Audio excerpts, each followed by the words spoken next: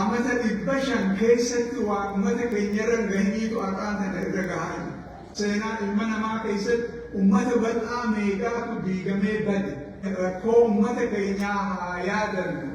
Booda ishee yoo lubbuu jiraate isheenaan nu qabata. Kanaa jecha yooma sagalee uummata keenyaa ta'uu dandeenye pireejarallee irra kaa'amee mootummaa kana waan itti jiran kana dhaabuu danda'an jechuu barbaadeeti. Yooniin offeen isin godhaa odoo dubbiin akkana taati jedhee beeke silaa asin dhufuun ture.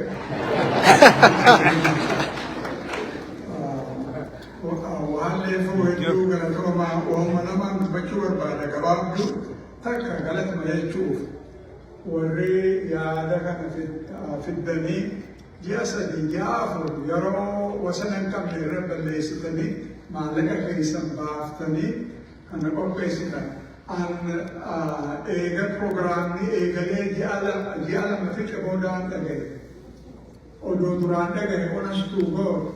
Jirana hedduu laffaatanii fi laffainaa ammaas nama narra really deserve godhuutu jira. Nama uummata keenyaa practical waan ta'e faayidaa kan godhe. Mana kana keessa amma nama lamaan harka nama awardii kana ana daran deserve godhuu qabu. Akabaatu tokko ta'aa ka umrii isaa qabsoo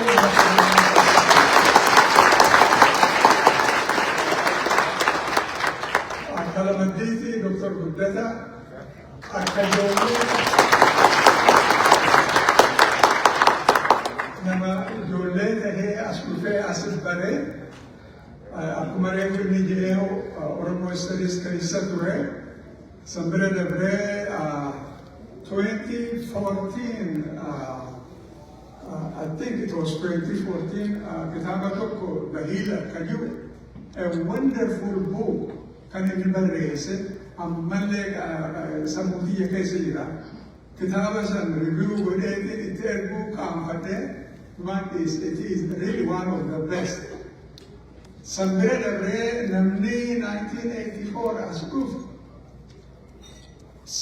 successful ifii ta'uu qofa kan hin ta'in biyya galee dura mana barnoota elementary high school banee achi booda hospitaala banee uummata keenya waa'ee biliisa godhaa san bira dabree medical school nama banee kun hedduu nama boonsanii nama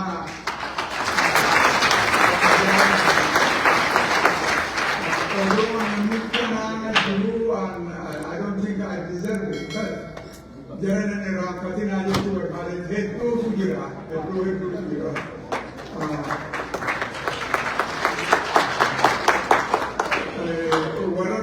Qofa kan hin ta'in warra maallaqa bakka kanaa kanatti waan akkanaa qopheessuun saniinuu nyaataa wajji maallaqa guddaa barbaachisa. Akka maallaqni guddaan asit bahee gama kiyyaan daawwitii qabu hin beeku ammoo daawwitii dakkallee qabu nama hedduu ka maallaqa kontiribiyuut godhe isinis hedduu galatooma. Liidaroonni koominitii Oromoo Joorjiyaa irra guddaan namaa kaas jiru warra Joorjiyaati. Of course namni Kanaadaarraa Californiaarraa every state in the United States bakka hedduurraa dhuftaniis as dhiftaniis dhuftuu hedduu galatoomaa jira. San bira dabree warri galgala kana haasawaa godhan hedduu galatoomaa. Hedduun isaa really educational, entertaining tan ta'an dur nama dubra takkallee yoo arge kan afaan walitti hin beekne hundumatti yommuu kan wajji haasa'u eegalanii wal baranii wanni sunduu baabee kan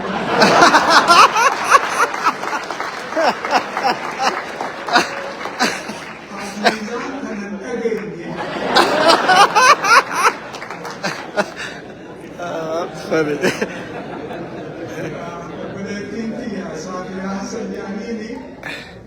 Elementary ijoollee isiitu shan mooyaa isiitii fi intala isiitu asuma dubree jira. Achirraa hin dhufanii hedduun galateeffadha karaa kan korra dhufuusan.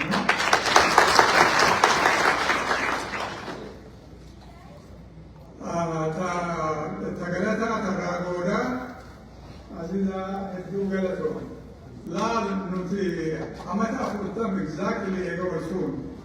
Wow.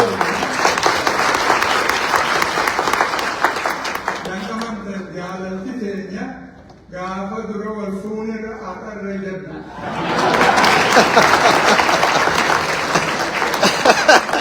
Inni wajji guddatee baree amala wal bare dur waan isii aarsaa amana qofachiisa. San qofa kan hin ta'in kan nu dhugaatiin isin ja'a utubaa mana keenyaatti isin fedhe. Dur gaafa biyya Ingiliz ture nyaata godhuu bareetiin ture ammoo nyaanni biyya yoo soogiddaatti ta'e yoo irraa irrata yoo qimaman qabu anuma qofa nyaata.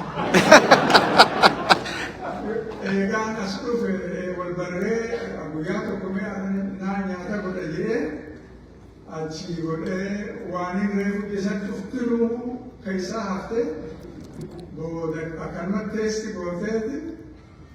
Anachi garagalee darbitee piisaa order gootee nyaate. Eegas boodaan pilaana nu baafte. Ati nyaanni kee gaarii ammoo nyaata naa godha ati saanaa dhiqii naan jedhe. Ani ijoollummaadhaan saanaa dhiquu eegalee ammoo ispeeshaalii.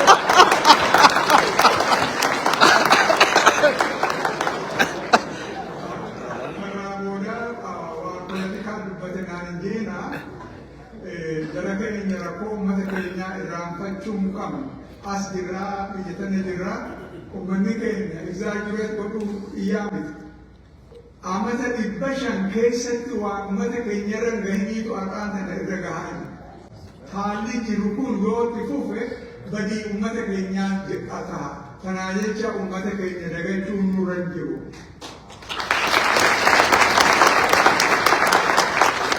Kun karaa boodaa laal biyya Itoophiyaa addunyaarratti uummanni tokko yoo humna qabaachuu baate ni diigama. Amma akka isin fakkaata seenaa ilma namaa keessatti uummata bal'aa meeqaatu diigamee bade. Uummanni keenya humna qabaachuu qaba. Humna qabeenyaa, humna beekumsaa, humna dhugaa kan difeendiif hin godhan qabaachuu qaba. Yoo odoo akkas ta'uu baate xiqqaa guddaan eenyu Itoophiyaa keessatti kan uummata keenya dubbanne. Eenyu tokkolleen hin jiru bara. Walirra walirriis dachii uummata keenyaa nuu miti kan barbaadan dachii keenya qabeenya keenya barbaadan. Karraa boodaati laal this is 100% true. Uummata keenya haadha dachirraa kaasuu jira. Akka bal'atti ummata tuulamaa isiniif irra guddaan namaan beeku malee ummata tuulamaa miliyoonaan dachirraa kaasuu jiran. Dachiin har'aan tana mootummaan maallaqni guddaan argatan dachii gurguruurraa dachii tuulamaa gurguramu. San bira dabaraa Joowar as jiraani beeka laal Baalee provinsiin Baalee biyyi kasitti qabeenya wasan hin qabne hin jiru. Mineraala ja'a, bishaan ja'a, dachii qonnaa ja'a waan leewu akkuma jirutti United Arab Emirates kenname. Amma isin dhugaan seetan amata 3-4 haa turuu ni galtan. Uummata dachii addayyuu dachirraa kaasaa deeman. Sanbira qofa, sanbira dabraa Jimma keessatti dachii bal'oo United Arab Emirates. This is documented.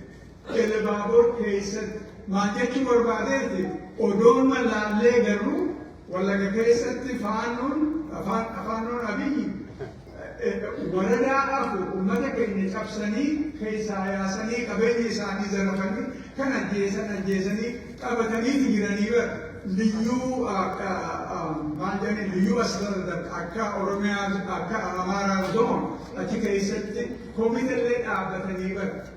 Shawaa keessattis akkas ta'u jechuu barbaadeeti. Problema hedduu jira waan politikaatiin dubbadha jechuu barbaadeeti miti. Jara keenya rakkoo uummata keenyaa haa yaadannu.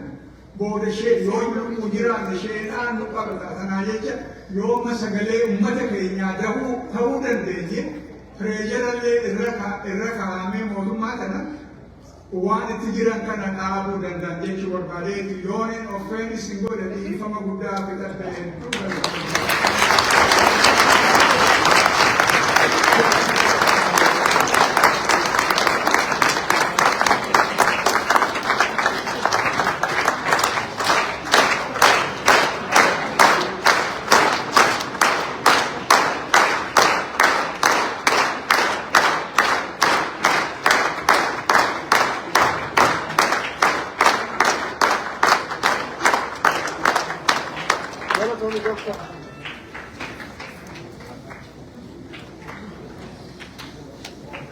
Galatoomaa Dr. Professor Mohammed Hassan, Spiikara keenya kaboodaa, maamila ibsaatii, maamila ibsaa nama hedduu beekaa,